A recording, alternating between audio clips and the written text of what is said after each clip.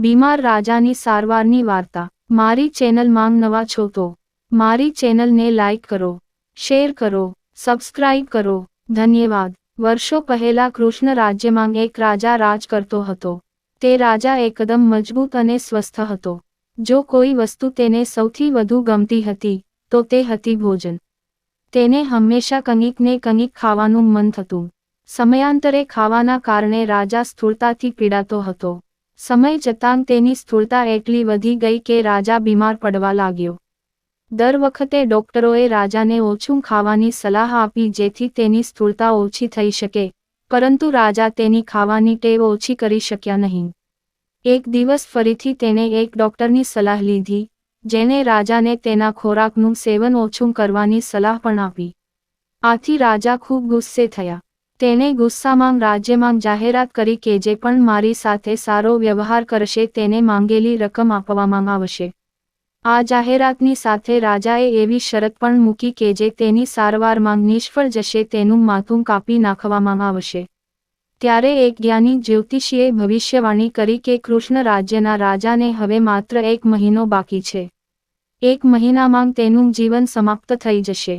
આ ભવિષ્યવાણી જાણીને રાજા ચિંતિત થઈ ગયા। હવે તે ડરને કારણે ઊંઘી શકતો ન હતો। રાજાએ ભવિષ્યવાણી કરનાર જ્યોતિષીને કેદ કર્યો। રાજાએ તેના સૈનિકોને કહ્યું કે તેને 1 મહિના માટે કેદ કરો। તેના પરથી ખબર પડશે કે તેની આગાહી કેટલી સાચી કે ખોટી છે। રાજાએ ભલે જ્યોતિષને જેલમાં પૂરી દીધો હોય, પણ તેના મનમાં ડર દરેક વીતતા દિવસે વધતો જતો હતો। ડરના કારણે રાજાનું ખાવા પીવાનું પણ ઓછું થઈ ગયું। મૃત્યુની ચિંતાથી રાજાની ભૂખ મરી ગઈ હતી। ત્યાં સુધીમાં 1 મહિનો વીતી ગયો હતો। રાજા પોતાના મૃત્યુની ચિંતા અને ડરથી વધારે ખાતો ન હતો, જેના કારણે તેનું વજન પણ પહેલા કરતાં ઓછું થઈ ગયું હતું। 1 મહિનો પૂરો થતાં જ રાજાએ જ્યોતિષીને જેલમાંથી બહાર કાઢવાનો આદેશ આપ્યો। તરત જ સૈનિકો તેને રાજા પાસે લઈ આવ્યા। તેઓએ તેને પૂછ્યું કે તેને આવી આગાહી કેમ કરી। જુઓ, હું આજે પણ જીવિત છું। તમારી ભવિષ્યવાણી ખોટી સાબિત થઈ છે। હવે હું તમારું માથું કાપી નાખીશ, જેથી ભવિષ્યમાં તમે આવી ખોટી આગાહીઓ કરીને લોકોને પરેશાન ન કરી શકો। હસતાં હસતાં જ્યોતિષીએ રાજાને કંઈ પણ કહેતાં પહેલાં અરીસામાં જોવાનું કહ્યું। જુઓ કે મારી આગાહીને કારણે આજે તમારું શરીર કેવું બન્યું છે અને જે દિવસે મેં આગાહી કરી હતી તે દિવસે તમે કેવા હતા।